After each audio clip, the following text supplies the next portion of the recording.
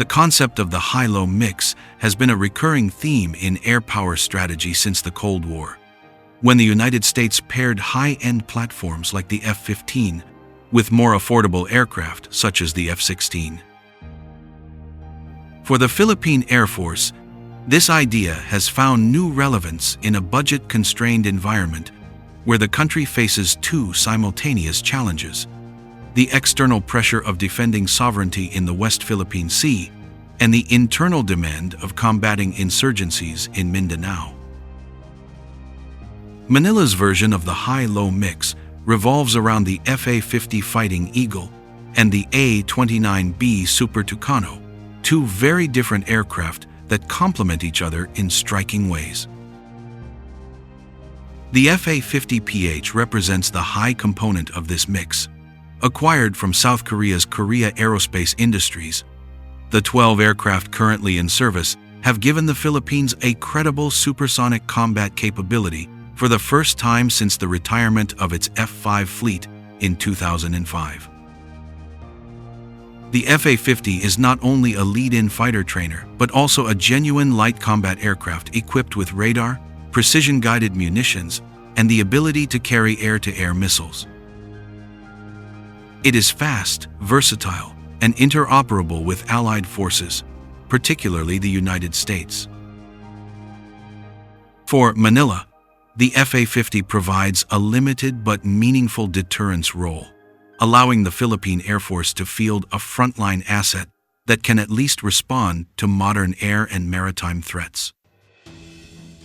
Costlier to operate, requiring more sophisticated maintenance and training pipelines, the FA-50 is nevertheless indispensable for projecting a semblance of modern air power. In contrast, the A-29B Super Tucano embodies the low end of the spectrum. Delivered by Brazil's Embraer, beginning in 2026, aircraft entered service with the 15th Strike Wing and immediately took over missions previously flown by the aging OV-10 Broncos. Cheap to operate, able to fly long hours at low speeds, and rugged enough to use austere runways, the A-29B is ideal for counter-insurgency and close air support.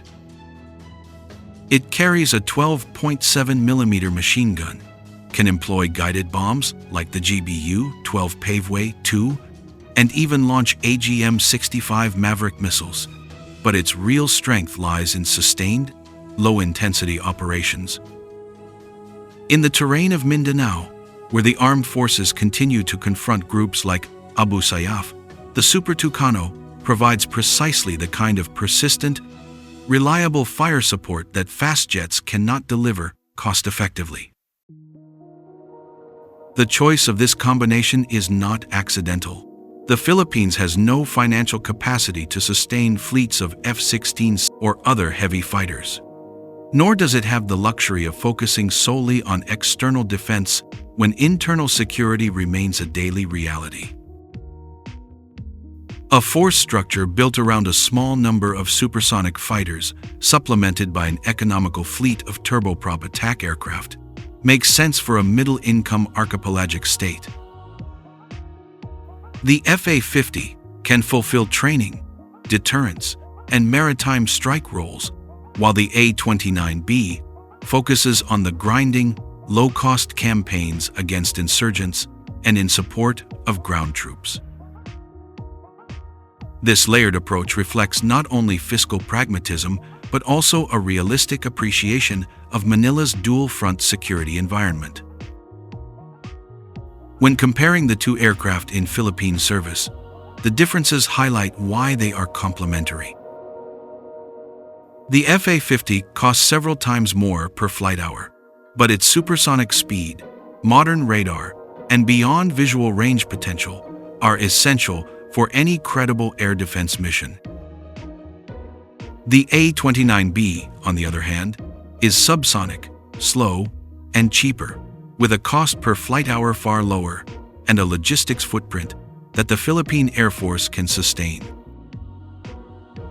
The FA-50 can integrate in exercises with the U.S. Air Force and fly alongside F-16s, as it has done in bilateral training.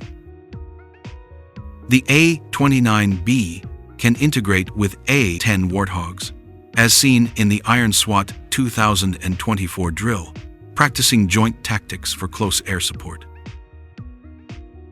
Together they allow the Philippine Air Force to plug into two different domains: high-end allied interoperability and low-end domestic combat support. Recent developments show that Manila is doubling down on this model.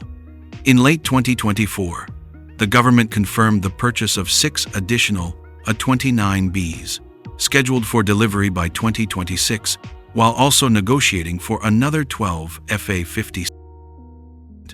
If these acquisitions proceed as planned, the Philippine Air Force will field 24 FA-50 and 12 Super Tucanos within the next few years. This will represent the strongest combat aviation capability the Philippines has had since the Cold War. It will not be enough to match regional powers, but it will give Manila a layered and flexible force, able to respond across a spectrum of scenarios, from sovereignty patrols to counter-terrorism. The implications extend beyond the Philippines. Other Southeast Asian states with similar budgetary and security dilemmas are watching closely. Indonesia, Vietnam, and Malaysia all face the tension between needing high-end deterrence and low-end utility. The Philippine model illustrates how smaller powers can construct an air force that is affordable yet operationally credible. The balance is not perfect. Manila still lacks medium-range air defense systems, robust maritime patrol aircraft, and multi-role fighters of higher caliber. But the high-low mix strategy demonstrates that even with limited resources, careful pairing of platforms can yield meaningful capacity. Looking ahead, the Philippine Air Force may expand this mix with unmanned systems. Israel's Hermes 900 UAVs are already in service, and Manila has expressed interest in more advanced systems, such as the MQ-9B Sea Guardian.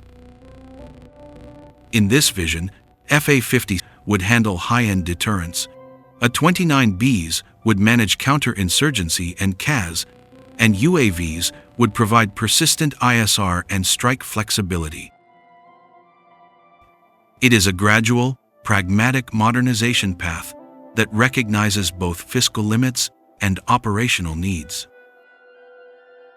For the Philippines, then, the FA-50 and the A-29B are not just two aircraft types. They are the embodiment of a survival strategy.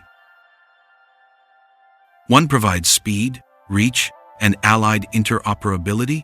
The other, endurance, economy, and practical effectiveness in the nation's most common conflicts. Together, they constitute a credible high-low mix, ensuring that the Philippine Air Force can stretch limited resources across a broad spectrum of missions. This balance may not impress in raw numbers or high-end sophistication, but it represents a thoughtful adaptation to reality, and it signals that Manila is determined to modernize on its own terms. If you find this analysis useful and want to stay updated on how the Philippines and the wider region continue to adapt their defense strategies, consider supporting the channel by subscribing, sharing, and engaging with the community. Your support helps sustain deeper discussions on how Southeast Asia is reshaping its security environment in an era of uncertainty.